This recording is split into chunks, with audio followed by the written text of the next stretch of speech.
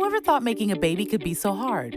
Luckily, the fertility journey isn't meant to be traveled alone. Eloise Drain has helped hundreds of people build and grow their families over the last 15 years, and she's ready to share her insider knowledge and expertise with you. So grab a seat and let's talk fertility and alternative family building in the Fertility Cafe. Welcome to Fertility Cafe. I'm your host, Eloise Drain. On today's episode, we're going to speak with Erin Jackson. Erin is the creator of We Are Donor Conceived, a resource center and website created in 2016 for donor-conceived people around the globe. Erin is a freelance writer and a donor-conceived rights advocate. At age 35, she found out from her parents that she was conceived using donated sperm. Despite her best efforts, she did try to meet her biological father, however, was not successful as he was not interested in communicating with her. She did discover, however, she had a half-brother. It was all a shocking experience, and it inspired her to create the community and resource We Are Donor Conceived. Erin wanted other donor-conceived people to benefit from the resources she had amassed in her own search. We Are Donor Conceived has a Facebook group and an Instagram channel showcasing donor-conceived children's stories. It's also a place where donor-conceived people can share their stories with each other and the general public to inspire greater understanding about the unique challenges donor-conceived people experience. We're going to talk with Erin about her own experience, talk about insights from a recent donor-conceived children survey, and discuss what ethical participation in the field of third-party reproduction looks like. Welcome, Erin. I am so excited to be speaking with you today. Oh, thanks. It's great to be here. I'm excited as well. Awesome. So it's, like I said, it's exciting to have you on the podcast. And although our listeners heard me tell a little bit about you already, would you share a bit about yourself? Sure. I'm a freelance journalist in San Diego. I moved here 10 years ago from the cold wilderness of Canada, and I am living the dream, writing about food, and I organize charity events to lift up the local community through a nonprofit that I funded. And in addition to all of that, I somewhat accidentally founded the largest online community for donor-conceived people when I was 36. Yeah, and that definitely brings us to so much to talk about with We Are Donor Conceived. But before I hop into it, I'm curious. So before your mother telling you about the big news, did you have any suspicion or random hints which made you question the validity of your offered genetic history?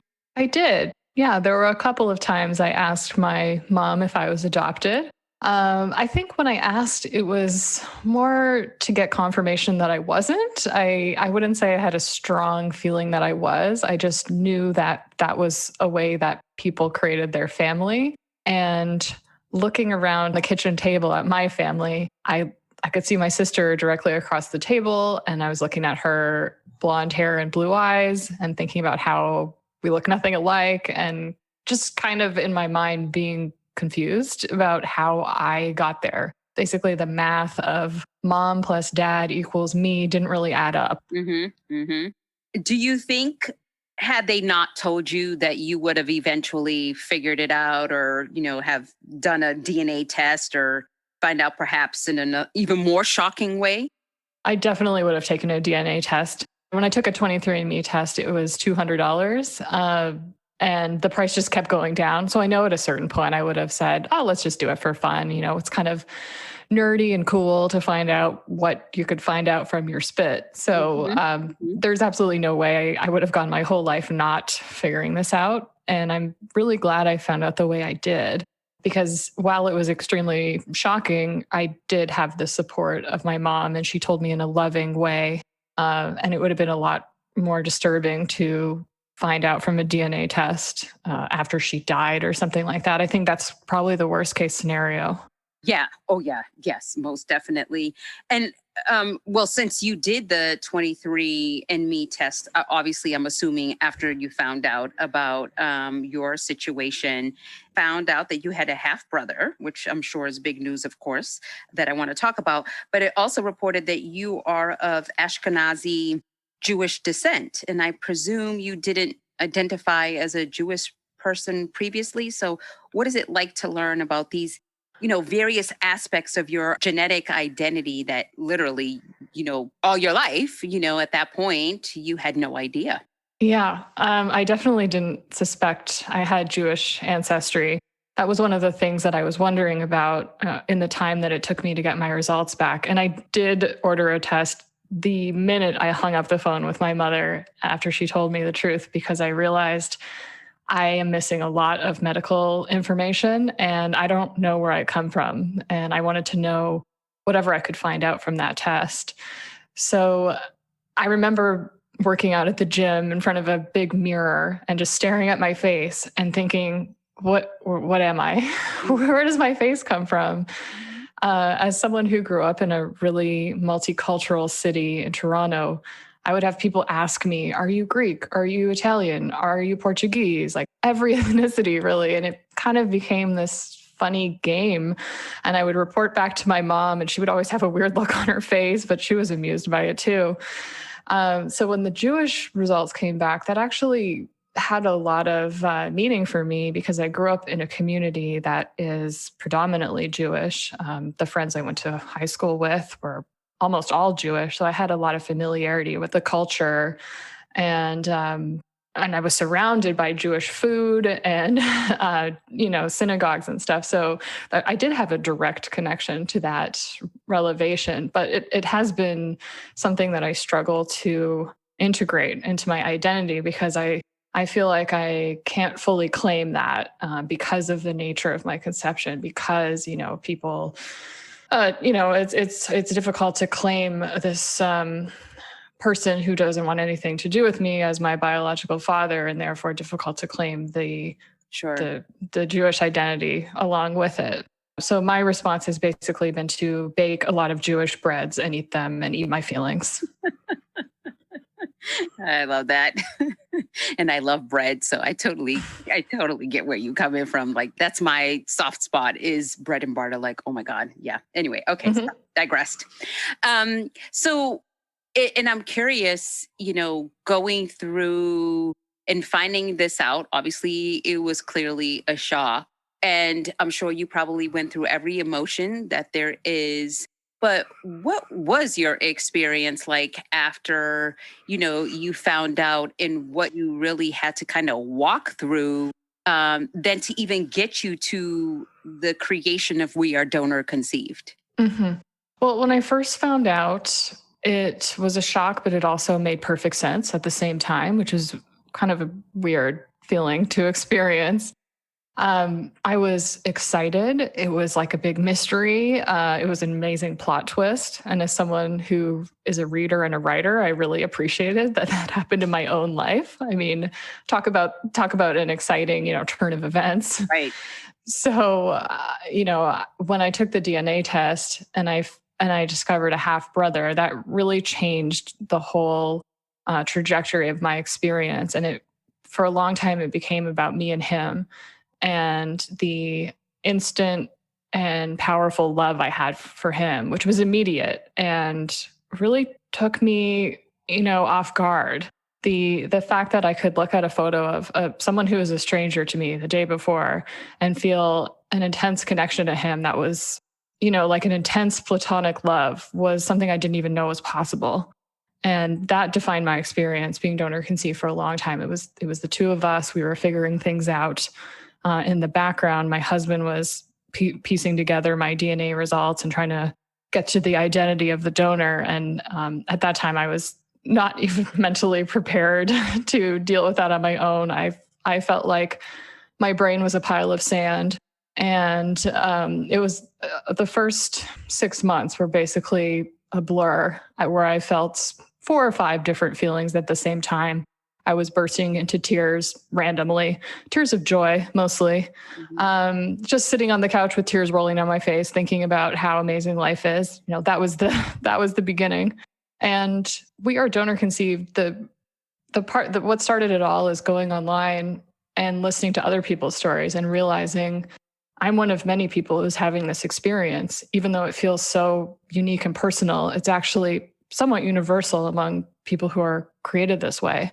And I thought it was important that people know what donor-conceived people go through and what our reality is like, because it's a lot more complicated than the story the art industry tells. Right.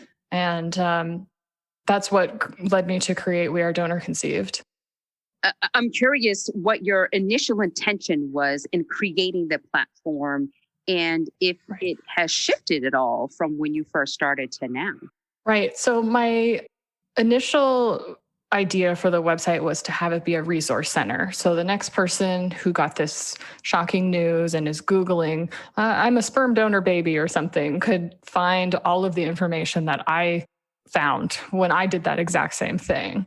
So there's a resource page that is full of links to documentaries, newspaper articles, and research studies, et cetera, et cetera.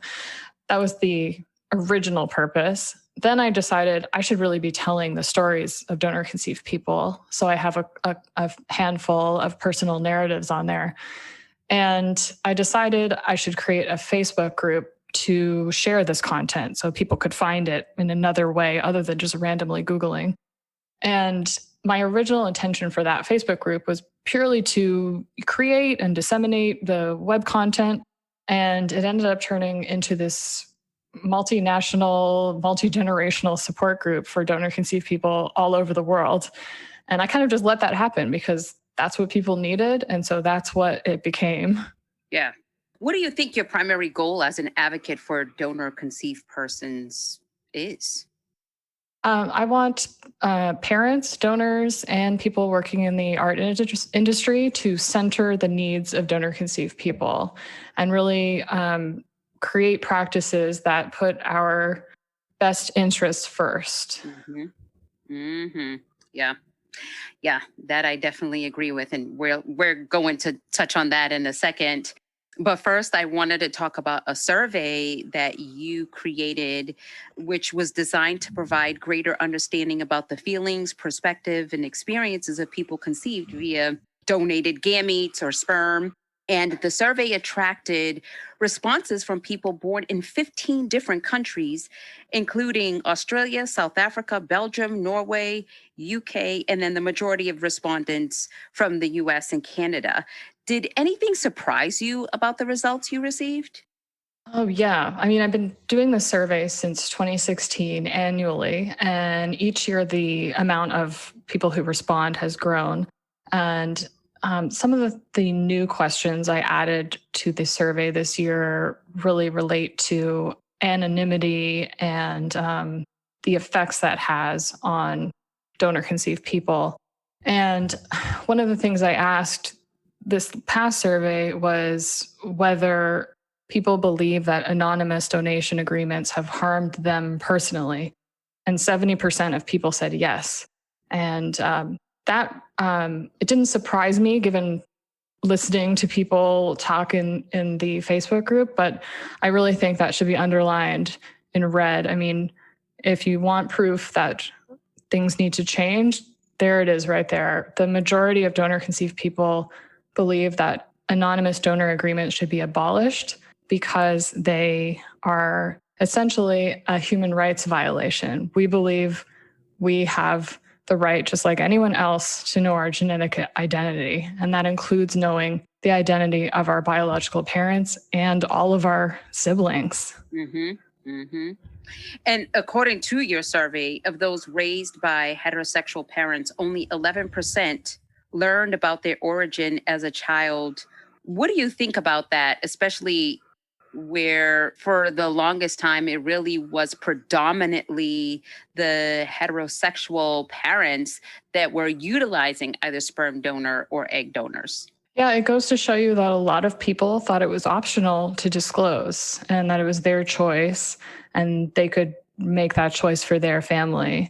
And I think that's crazy, knowing what I know now, knowing how important it is to know the truth for myself. I cannot believe that anyone would convince themselves that this is a secret they can keep, because it means lying to your child for their entire life. You cannot not tell without lying. Yep. And that has been the hardest thing to deal with for me personally. I felt betrayed by my mother, and I love her more than anyone in the world. that was the hardest part of my donor conceived journey, for lack of a better term. Mm-hmm. So that has to change. And the data also shows that since the 90s, the rates of, being open with children who are conceived this way has improved. But I still think the majority of donor conceived people don't know. And we welcome new people into the Facebook group every day who have found out the truth from DNA testing. And they are all interested in learning more. It's not a small fact about who they are. It's a big life-changing deal. Yeah, I mean, so I've shared this with you previously. So I've been an egg donor 6 times, and this past October of 2020, I spoke to, or excuse me, rather, one of my intended parents shared with their daughter that she was donor conceived. And then in November, they reached out to me because it was a known donation. And so we kept in contact. She reached out to me. The intended mother, reached out to me and was like, we've told her and she wants to speak to you. Mm-hmm. And she told me too, when we ended up speaking, that her thing was, I always knew something was different. I just couldn't really pinpoint what it was. Mm-hmm. And yeah. And I just felt that there was something missing. And I saw that my mom and I were very different. I just didn't know, and she's still an adolescent. So in her mind, I didn't know how to put all these pieces together, but I sensed something. What was your experience? I felt like growing up that I was an alien unicorn from outer space, and no one in my family was like me, and I was fine with that. I was very secure in my weirdness and my uniqueness, and I went through life just thinking, okay, well, I'm one of a kind, and that's okay because I like being me. I definitely felt there was something different about me, and finding out the truth was extremely validating because it told me I was right all along. That little voice in my head that was, just felt like something was off in a way I couldn't put into words was correct. And that's been one of the best parts of the experience, just validating my own intuition and trusting that. Yeah. What would you say to the parents that are making these decisions and, moving forward with working with a donor, whether sperm or egg or even embryo donation, but are afraid to tell their children or don't even know when to start and how to start? What is your thoughts there? I think that this industry has a long history of fear and shame built into it. And that has led to really bad outcomes for donor conceived people. And any parent who's considering using a donor should probably seek therapy to address those concerns that you mentioned before they make a decision. Because if you're making a decision that's based on, fear or anxiety or insecurity, it's probably not going to be in the best interest of the human being you create. And if you listen to the voices of donor conceived people, you will hear very loudly that we support donation and requirements that are open from birth. Open at 18 really translates into 18 years of anonymity, and that is a lifetime in the context of a donor conceived person. So I would say, address your fears and go about creating a person in a way that centers their needs and their experience first. Yes. And going back to the industry professionals, so on your Twitter account, tweeted back in 2019 during an ASRM conference, and you wrote, "Hey, ASRM 2019 attendees, here are a few things to consider from a donor-conceived person. Disclosure is not optional. Anonymity is dead, and that's a good thing. Donors matter, siblings matter, and no one needs 100 of them. Donor-conceived people are people." So tell me about this tweet, because again, the industry does have a significant responsibility and impact on these decisions that are made. Right. Thank you for quoting that. That was one of my favorite tweets of all time, really. There is a sense among donor conceived people that the industry, like people in the industry, are responsible for acting ethically. And that's actually a question that was on the latest survey. And I think something like 92% of people agreed with it. So I hope industry people who are listening know that we think this is your job. You have a responsibility to act in the best interests of the human beings that you create. And that includes everything that I mentioned in that tweet. We need to have the right to know our genetic identity if we choose from day one. And we really need to know who our siblings are and to not have, really more than 10 of them. And that's because a lot of us want to form relationships with our siblings, or at least know who they are so we don't form relationships with them, if you know what I mean. Yeah. Yeah. Oh, yeah, definitely. I mean, in April of last year during National Siblings Day, you had said, quote, National Siblings Day has me thinking of all the donor conceived siblings I have yet to meet with the biological father we share. Big feelings on a rainy day. Glad the house is full of treats, end quote. What does it feel like to suspect that you have siblings out there who you do not yet know and maybe never will know? On the positive side, it's kind of exciting knowing that someone might enter my life at any moment. That's also really difficult to wrap my head around because it really is. Like, I could check my 23andMe results as soon as we finish this interview. There could be a new person there. Right. And every time a new person shows up, I go through the same cycle of emotions every time. You're afraid because you think, oh crap, am I throwing a grenade into this person's life? Like, do they know they're donor conceived? How are they going to take it?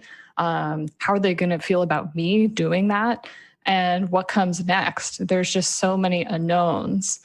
And, if I think about it too much, I can go to a dark place, and it really feels dehumanizing because all of this was done on purpose to me without any thought of, my emotional needs and all my siblings' emotional needs. We really should have known each other from day one, from the moment we're born. And the complicated part about meeting new siblings, and this has happened every time, as much as there's excitement, there's also grief because you're aware of all the time you've lost. And, I'm 40. That's a lot of time lost. We missed out on so much in each other's lives. And so a lot of it is just trying to make up for lost time and knowing we never will. Yeah. Yeah. And you said anonymity is dead, and that is a good thing. Would you share, for people who may not know what that means, what it actually means, or what did you mean by it? Yeah, what I mean by that is commercial DNA tests have changed the game. Those agreements that people sign when they're donating eggs or when they're buying eggs are fairly, inconsequential if it says it's anonymous. My husband was able to determine the name of my biological father through I think it was like a second cousin once removed match on 23andMe. I think in the survey, I have some data about this. If you would just bear with me. Yeah. So in the survey, there's a section called The Widespread Impact of DNA Testing. And I wrote, DNA testing has effectively ended any promise of donor anonymity. Among survey respondents, 78% said they have successfully identified their donor through DNA testing, sometimes with the aid of genetic genealogy and or search assistance.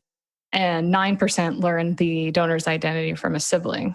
So as more people do these DNA tests, it'll be even easier for people to connect the dots. Some people have taken a DNA test and been immediately matched with the donor. They're right there already, so they don't even have to look. So that's what I mean when I say anonymity is dead. You cannot be anonymous from your biological children in the age of commercial DNA testing. And I think that's a good thing because nobody should be. I think everyone has a moral responsibility to make themselves known to the human beings that they bring to existence. Mm-hmm. Hmm. Yeah, because and you shared the statistic that 70 to 90% of donor conceived people alive today are not aware of their biology. Um, I and don't know. I don't know about that statistic. Did I say that? It's so hard to say how many people don't know because you can't pull people and ask them if they know something that they've never been told. But from all the research I've seen, and a lot of it's based on guesses, over 50%, which is pretty significant. Yes, yes, definitely. Um, and I know you published on your Instagram channel recently where you shared a graphic with the words, "You can't be a sperm donor without also being a biological father." And that so gave me pause. That definitely gave me pause and really, you know, make you stop in your track and think about it. Do you feel that when the business and medical institutions have purposely attempted to create this disconnect, perhaps to minimize the cognitive weight of their donations? Absolutely. I think the terminology the industry uses is intended to make their customers feel more comfortable. Hmm. And saying things like biological father definitely freaks out a lot of intended parents, although it doesn't have the same effect for donor conceived people. One of the things I asked in my survey was, what word do you use to describe this person? And the majority of people said biological father or biological parent. People do also use the word donor. Most people use more than one term. But to me, I mean, one of the things I did when I first discovered I was donor conceived was literally look up father in the dictionary because I'm like, well, what is the dictionary definition of father? And there's two. One is a male parent, and the second one is a man who has begotten a child. So one definition relates to the social role, and one relates to the biological role. Hmm. So for donor conceived people, we usually use biological father to differentiate the donor from the man who raised us, if we were raised by a father. And that, to me, that's a medical term. It's accurate. And as I like to say, I don't call him my sperm donor because he never gave me sperm, nor do I want any. Sorry, I love that. Well, But yeah, it's so true. Like, wow, that is so true. yeah, exactly. That is so true. So, as of right now, ASRM, the American Society of Reproductive Medicine, does not currently require the disclosure of donor conception. They encourage it, but they conclude that it's a personal choice each patient must make for themselves. How do you feel about this guidance? I mean, like, are you appealing to ASRM for a more strongly worded standard of disclosure for donor conceived children? Or, I mean, what is your thoughts on that? I think that is terrible advice and will probably set up a lot of people to experience trauma. People come into our group and they're adults and they are just finding this out about themselves. And there's a lot of feelings of betrayal for not being told. And people seek therapy as adults to deal with this fact.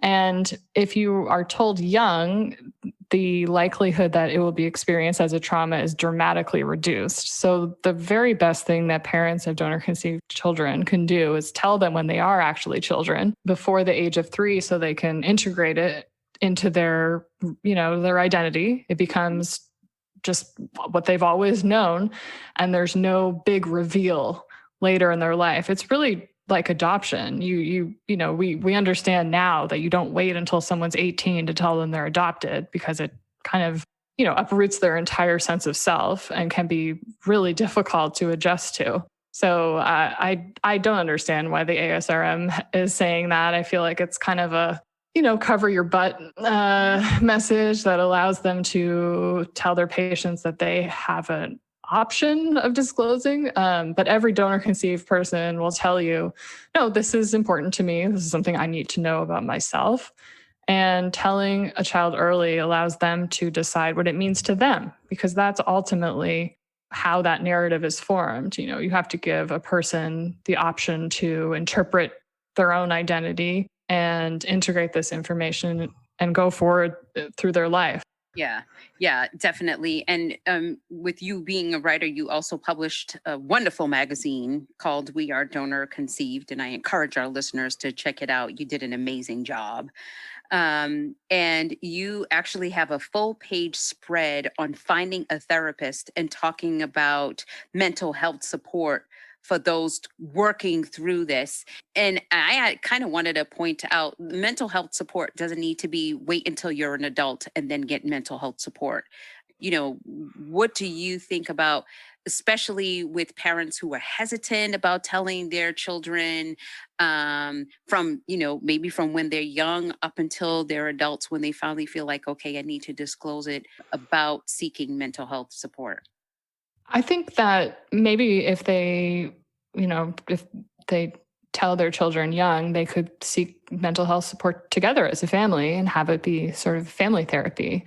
I think that would have been helpful in my case if I had the support of my parents to seek counseling and to actually participate in it as well. Because a lot of the times, like you said, parents are afraid to tell. They have their own issues that they might benefit from speaking to someone about.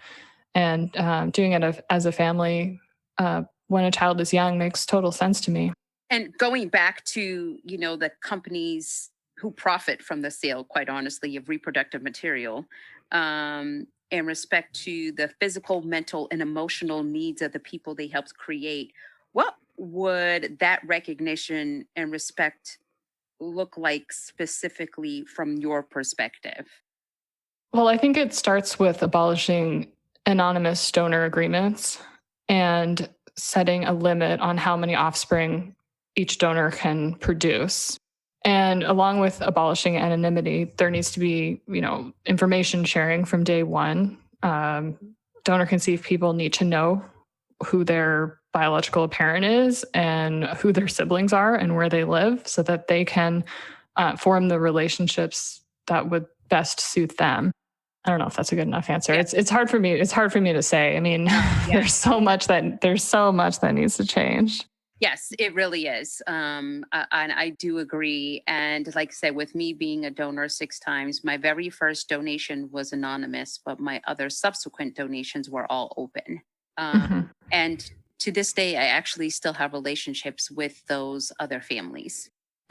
And I definitely feel the importance of having that openness, especially again, I just had it happen this past year with, this donor baby that I always knew about, that my children also knew about. It's just that, she wasn't aware of who I was. Right. What would you say to someone who's considering becoming an egg or sperm donor? I would urge them to think about the needs of the person that they're creating, not just the intended parents that they're helping. I think a lot of people have trouble thinking about, this tiny little bit of biological material becoming a human being with their own questions and needs. But, if you're an egg donor or a sperm donor, you are essentially allowing someone else to raise your biological child in their family. And that child will be as genetically connected to you as the children you might have in a romantic partnership. And that means that those children will want to know the children from your other donations. They will probably want to know you, and they might want to know the children you raise. The thought that the industry treats them like, I don't know, commodities upsets me as much as the fact that we're treated that way. So I really advocating for, donors matter, donor siblings matter. Like I said in that tweet, it's all important, and donors need to know exactly what they're doing before they donate.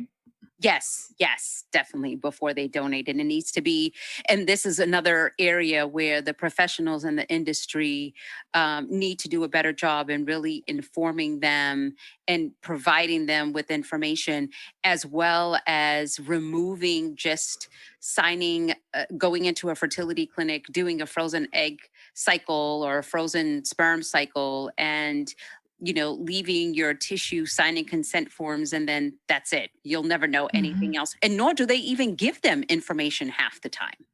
Right. Yeah, you just never know. Yeah. And I think that's part of the problem, because then for donors, the idea of a donor conceived child is like hypothetical, and you can sort of forget about it because you'll never know. So it's hard to form an attachment to a person that might not even exist. But for a donor conceived person, we know that person exists. That's a fact. We look at her face and we see features we don't recognize. And, it's very real for us. Yeah. Yeah, definitely. What do you think about nature versus nurture and that, you know, argument there, I guess, depending on each person's perspective? I think it's been presented as an argument, but it's always been both. Hmm. The parents who raise you have a huge influence, but the DNA that's scrambled together before you're born determines so much about who you are. I mean, the way I like to say it is, one way or another, my parents were going to have a second child, but without this specific donor, it wouldn't be me. And actually, without that one individual sperm hitting a specific egg, I wouldn't exist. So much of who we are is this like accident of science. I mean, I inherited a lot from my biological father, even though he had no impact in my upbringing. He didn't raise me. He didn't know I existed, but yet I inherited certain abilities from him. I think I got part of my intellect from him, my height, the way my face looks, my Jewish features. I mean, it's hard to say that, the DNA doesn't matter, because of course it does. It determines who we are. Do you think the familiar physical similarity, one, that it matters, but that it should also matter? I don't know how to answer that question. I mean, it's powerful. Like when I saw a photo of my half brother from the same biological father, I looked at his face and I said, "That's me as a boy. That's me wearing a hat. That is my face on your face." And it was undeniable, the attraction that I felt to him, because I recognized him as part of me. And the same thing happened with every subsequent half sibling I've seen. Their faces look like home, they look like family. And, it doesn't make logical sense that I feel so connected to them, but it makes emotional sense. And that's good enough for me. Yep. Yep. Um, and I know you said it before, but so you feel that knowing your true genetic history is really a fundamental human right? Absolutely. Well, what advice would you give to parents, the professionals, the donors themselves? Like, what do donor conceived people really want everybody else out there to know? I think anyone who's interested in learning more about what donor conceived people want them to know should check out the 2020 We Are Donor Conceived survey report. I actually asked those questions specifically. So I have little reports on what donors need to know, what parents need to know, and what art industry professionals need to know. And these are quotes from donor conceived people all over the world, ranging in age from 13 to 70. So you can get a huge wealth of information just by reading that report and all of the attachments that go along with it. And I would encourage them to buy a copy of the magazine that I created. I mean, it really does a good job of telling the stories of donor conceived people in their own words. And I think it could be eye-opening and possibly mind-blowing for a lot of people who haven't thought about what it's like to be donor conceived. I can tell you from my own perspective, I thought this was something I would get over in a couple of months, like a breakup. But it totally changed my whole life and my identity forever. Well, to learn more about We Are Donor Conceived, visit the website at wearedonorconceived.com. And you can also find the information in our show notes.